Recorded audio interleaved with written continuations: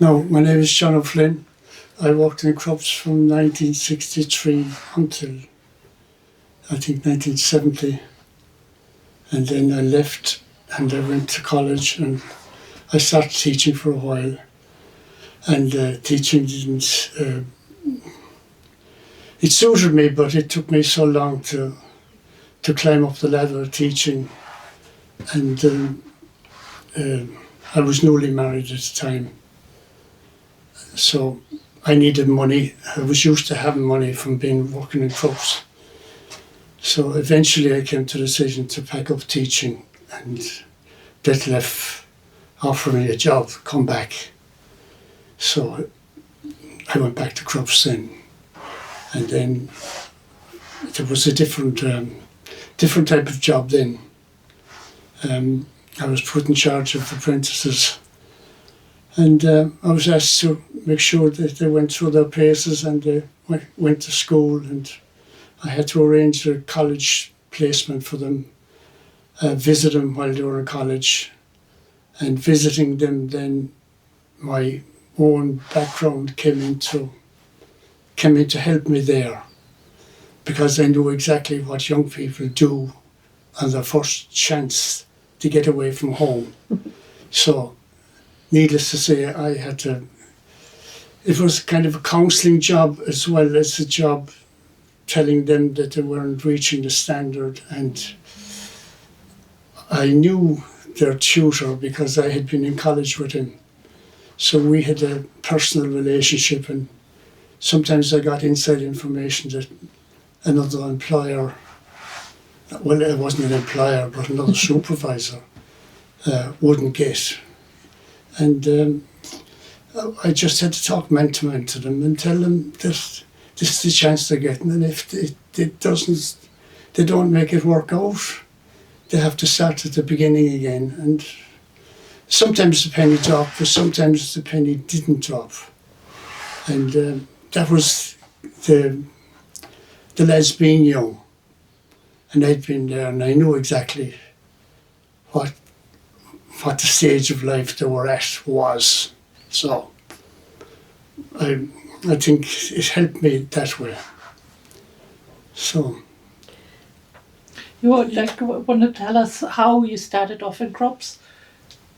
Yeah, I applied for. There was an ad. There was an ad in the paper, and I applied. I think it was the paper. It must have been the paper that time. There wouldn't be any telephones or stuff.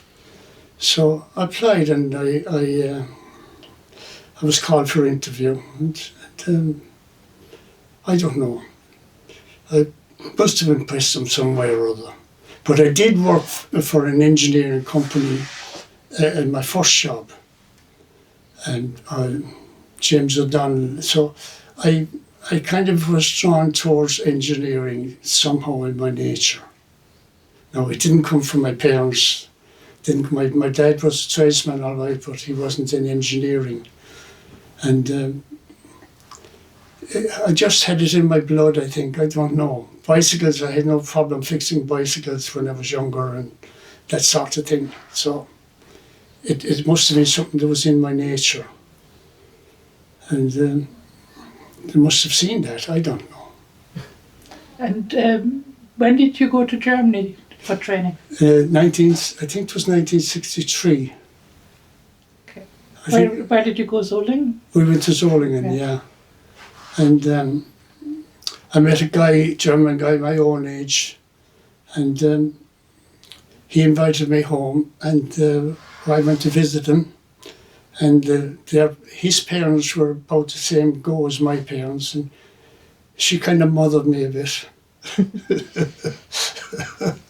But I had a problem with the food. I just had a problem with the food. So we found a local chipper, and we were able to go for but the only thing with the chips is we got mayonnaise with the chips. The mayonnaise was a new thing, and we didn't like it sometimes, and apparently they hadn't heard about vinegar. So we had to make our own way out of that. And then we got these little elements that you could put into a cup. And you could boil a cup of water and then you could make tea. And I don't think there was tea bags at the time. It was a bit difficult to get the tea. You got flavoured tea, lemon tea and all sorts of tea, but you didn't get Barry's tea.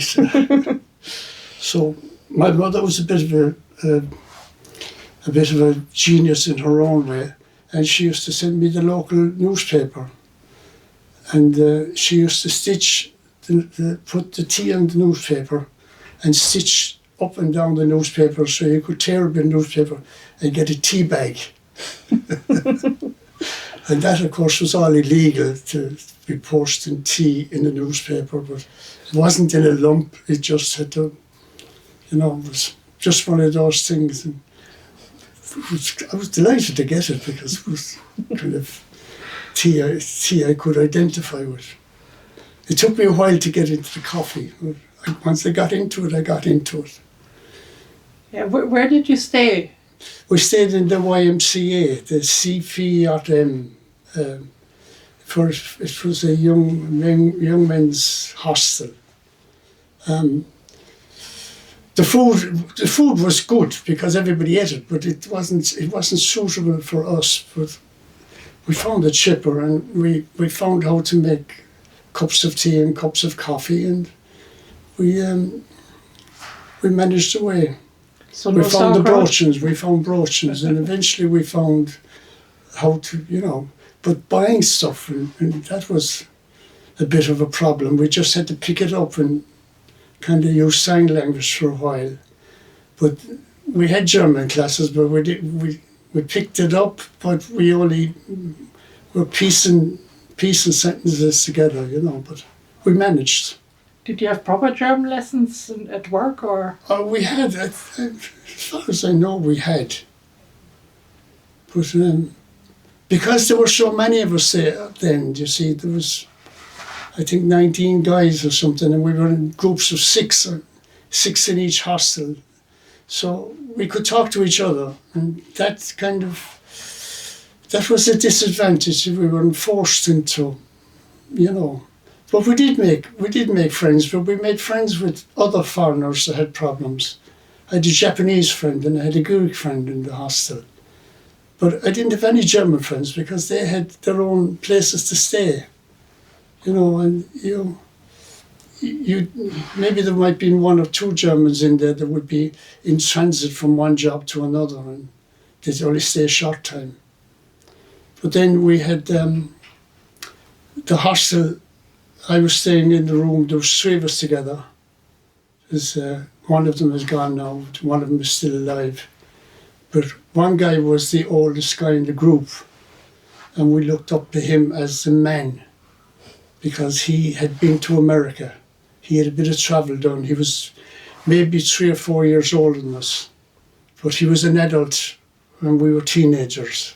That was the difference. He had travelling done. So we looked up to him, and he kind of, he was trying to keep the other two of us straight. But the disadvantage was that we had the room overhead the hostel door, and you would pay a £5 for something equivalent, and you could buy a key to the door. And when you gave the key back, you got your £5 back. So we would have the key until the day before payday, and then we would cash it in, so we would have money to go out that night, and then we would buy the key back again when we got paid. But if you had the key, say, lost, or you lost, or guys would cash in their key and then they couldn't get in at night. So we were the window overhead the door, and they would throw stones at the window and wake us up, and we'd come downstairs and open the door and let them in. But we would only do that for our own guys that knew the system. But one night, a guy got impatient and he threw a rather large stone at the window, and the window got broken. And we were caught for the replacement costs. But we said it got broken from the inside out, or from the outside in. So we didn't actually break it, the glass fell in. And the hostel owner wouldn't have that. He said, no, whoever was outside knew you were contactable. So we got that bill. And needless to say, we weren't happy about that, you know. I don't know that we cut off that service then. I can't remember what happened, whether we cut off, but we would be cutting off the service to our own colleagues, and you couldn't do that either, you know. So they were the kind of things. Okay. And what were you doing when you're not having classes?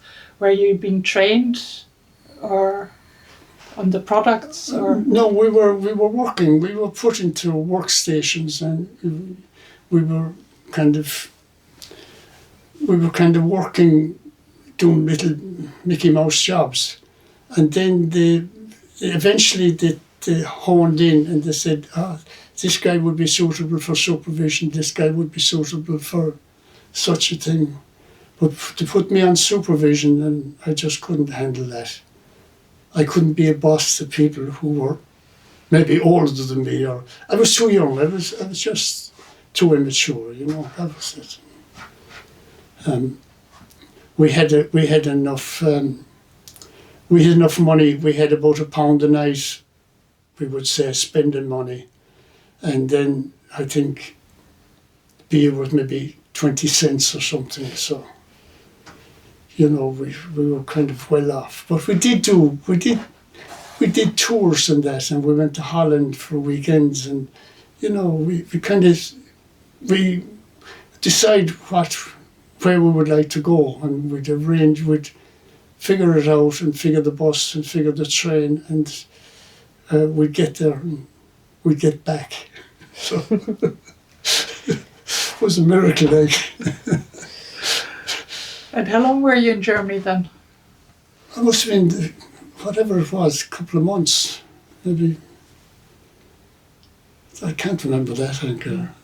And how long did it take you to feel at all at home, or did you never feel that you settled in Germany? Was it too different, or? It was too busy. We hadn't the discipline of crossing the street when the light went green. We would just cross the street when the street was idle, and the policeman would whistle us go, and we would be called over, and somehow or other we'd get away with it. You know, we didn't understand it. That was always the thing, didn't understand. You know, and we got into the discipline of it then after a while, and we found that life was easier if you did obey the rules, and you did go by the regulation. Yeah. So when you went back to Limerick, did you feel that having been in Germany had an impact on your life? Maybe it did, yeah. I was expecting to wear better kind clothes and fancier shoes, and you know, I brought home a new suit, you know, and we all decided we'd get a new suit, and, you know, and then we had to save to get the new suit. We couldn't drink every night. We had to save, maybe stop at 1 night a week or something. We all got new suits and new shoes, and they were completely different to what was available here. So we stood out like sore thumbs when we came home. But to go back to the, you know. But there was a certain discipline, you know. The buses went at a certain time, and on the minute the train would move at 7. If it was 7 o'clock train, it would move at 7 o'clock. There's no point in turning up at 7:05 for the 7 o'clock train. It was already gone, you know. There would have been a delay here, and you know, maybe 5 minutes this way or that way, you'd get away with it. But you wouldn't in Germany, you know. And the discipline of travelling in the bus, and this Aussteigen and Einsteigen thing, and getting near the door when the door would open, or you had to walk all the way back to the next stop, you know. There was no point in shouting out, "Hang on a minute, I'm getting out here." You know? the door just closed. Once the last person stepped off, the door closed, and it was the same getting on the bus. If you didn't promptly get on when the door was open, that was it. So we kind of had that discipline. We had to learn that discipline and kind of go by it to make life easier for yourself, you know. And that was it. Be on time for the bus and be on time for appointments, and that thing stayed with me, you know. Did it help you when you started working here in Limerick? Was there still kind of a very German culture in the company where it was appreciated that you were on time and... Oh, yeah, well, yeah. Our boss was very strict. You'd just be there. And once you were there, that was it. Just be there on time, be counted coming in. Now, if you were fit to work or not, you deal with that yourself, or somebody else would deal with it for you, or there was, you know, but you definitely had to be there. You know, the appointment was 7, and 7 meant 7, you know. A bit this way or that thing didn't work. That was one thing, yeah. So what do you think was the impact of Krups being a German company on Limerick? Did it make a difference to work there, do you think? It did, yeah. Their culture was transferred. Anybody that came to work there, the culture, the work ethic, the timekeeping was transferred onto the employees somehow. I don't know how it was done, but it was done. And then and also you could get a wide range of experience. There was a wide range of operations going on, you know, that wouldn't be in other companies. We had die casting, we had press work, we had a mould extrusion, we had lots of motor building, motor armature winding, armature balancing, all those technical things. The ordinary people learned and got to appreciate how things worked. And if there was something you had a problem with, there were so many people there. They said, I'm thinking of getting new windows in my house. Oh, go over there to Anka. She just got new windows put in, and she'll tell you who to go to, what not to do, if she's happy, if she's not happy. And there was lots of, that way, there was lots of advice available on every topic. And the way to go about doing something was always, and that was transferred from one person to another there. And then if there was something nobody knew about, somebody in the company, there must have been 600 or 700 people there, maybe 1,000 people there at one stage. But somebody in the company had it, and the way it could be pointed out to you, you know. Did that change when the company was taken over? Oh, it did. Oh, everything changed, yeah. Everything changed, and even the people's attitude to turning up at work, and the people's attitude to everything was wrong. The French wouldn't discuss anything with you, they would dictate. The Germans would say, maybe you have something there, or no, that's a bad idea for this reason, you know. But the French said, do what you're told. And, people got their back up, and just nobody liked going to work anymore. It didn't gel. Maybe it gelled with the newcomers, but it didn't gel with the older groups that were there. They didn't rebel, you know, you had to go to work, but nobody liked it anymore. How long did you stay then afterwards?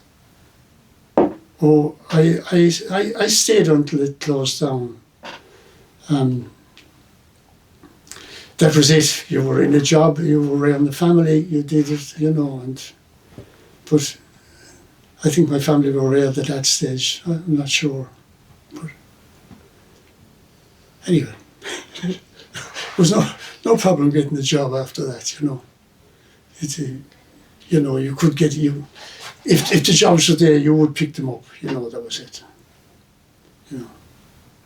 Well, I think that will do us. Thank you very much, John. That was very informative. There's lots of in-betweens, you know, but yeah, very enjoyable and very educational. That was the thing, educational.